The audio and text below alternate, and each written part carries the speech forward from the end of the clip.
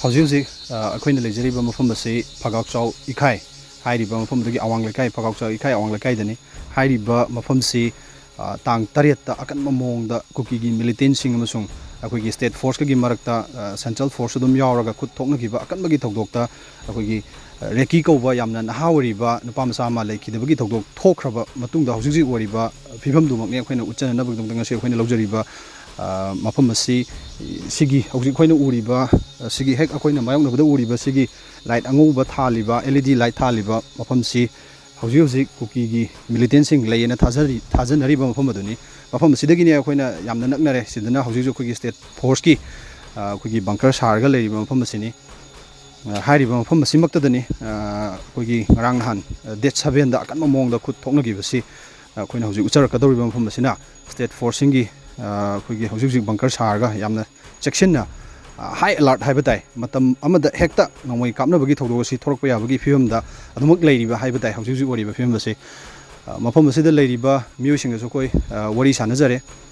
Mipai Vadi, the Mok Paba, Paba Hibadumadi, Latry, Mapamsi the lady ba, Mitegi, Lady ba Prazapunamag, Adum, Mipai ba, the Mug lady, Matam Mamma Hecta, a queen, no way Kamna Bagi Todosi, the Mok Torquia Bagi, Mondo, Quinadum Uba Pangse.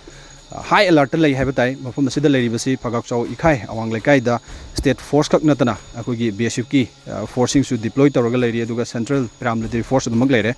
Akui Sigi Makata, Koi Housi, Yamna, no about the habitat, Akugi Ekhaigi, Mapam Sida Lady Ekhaigi, Itema Makana, Akugi, Ensang, Tiva Chang, but the Hingolda, Cookie, militancing the Kapakpani and Tazava.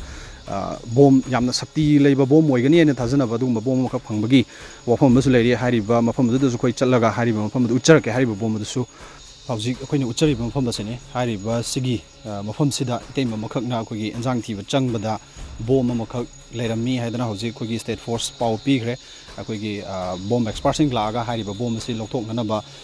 Kanna Honari, State Force came back the issue, Aduga, Hariba from the Sisu, Phoubakchao, Ekhai, Awang Lekai, Hariba from the name of Ponsidagi, Tamamong, Hariba bomb sitting Arpani. Hariba Sigi, Kangodana bomb tanger, Liba, Kugi, Phoubakchao, Ekhaigi, Hariba Yumasigi, Itema, Yumburin, Itemaduni, Itema Kamai Tanger, Ponate Minga, Kanoda, Tanhabi, to Kamai Tanger, what did happen? Sigi Lekai, Posakai, Awang Lekai, the Longzamgi, Gonung Neboko, I giving Naranjita away. I nothing there is a Koi Mayamgi, Hinjangti by Tare, Mayamgi Sana with Hinjankarati. Relief came the Akoi Mayamgi, Akoi Khunjashing in a little came when Hangaze, Sigi the Koi Sunning I later, Vanina, Hinjankarati again, Sang Maneva. I know Hido Hidogosum Sangazita. I didn't ham to Mamang the Zoo Kapnagi Bazita, Pokai, Amazu Tengareva, Maningida, and I didn't sing Nareva.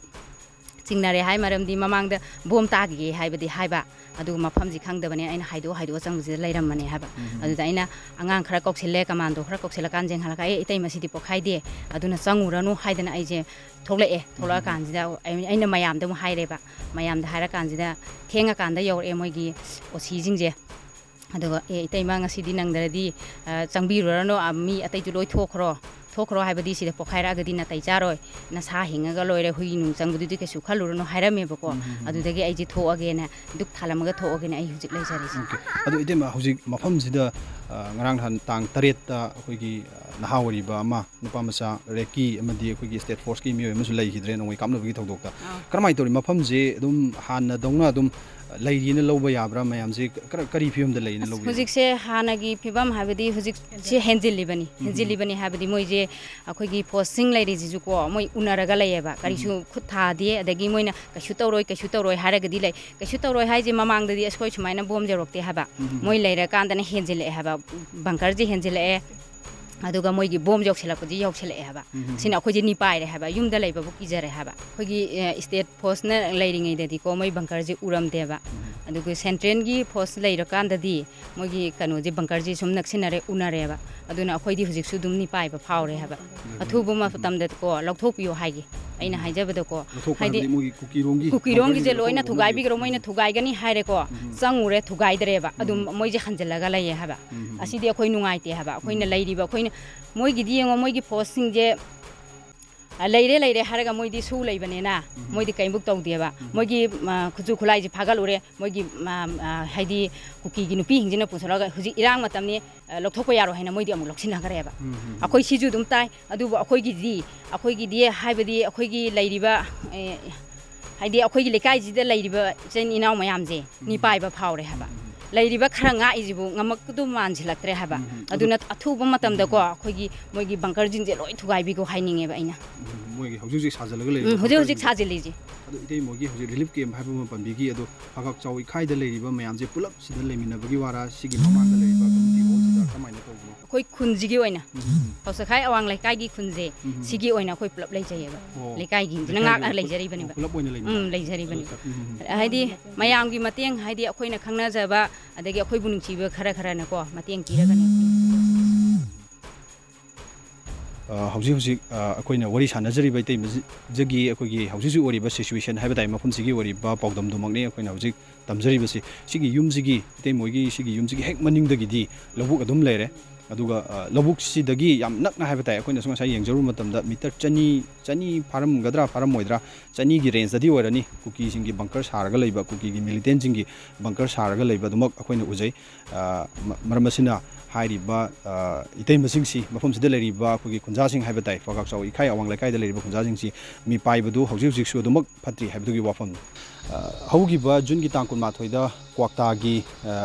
leriba thong amakak car bomb number mo rakanda yam achauba bomb pokhai bagi thogdok thokraba matung tang taret ta amuk hairiba mafum Phoubakchao ikhai awang lekai sida nongoi kapna bagi thogdok si thokibani hairiba nongoi kapna bagi thogdok sida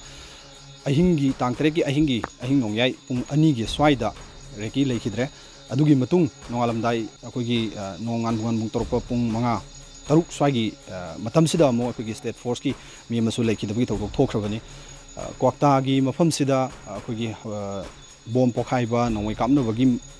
akogi kwakta gi ward number 8 ta Waris Khan koba nupa masu akogi tang taret ki bom blast amada soga akogi aruba film da hauji like naraga leiribani hairiba mafam sida nongoi kapna bagi thogdok si karam tamda amuk thorakadagi haiba ngamde mafam sida leiriba mipum khudingmak mi paina badi dumak leiri adubu state force amsung central paramilitary force singi maikai dagi section thorang dudi adumak lokalaga lei mafam sida BSF deploy tawri matik chana aduga matik chana security force leijaraga su miam da leiriba mi paibadumadi adumak hauji su koktabagi wafam aduni cameraman Rocky ga loina na pawdam jariba Rakesh Salam MAMI TV aduga mafamna Phoubakchao ikhai awang lake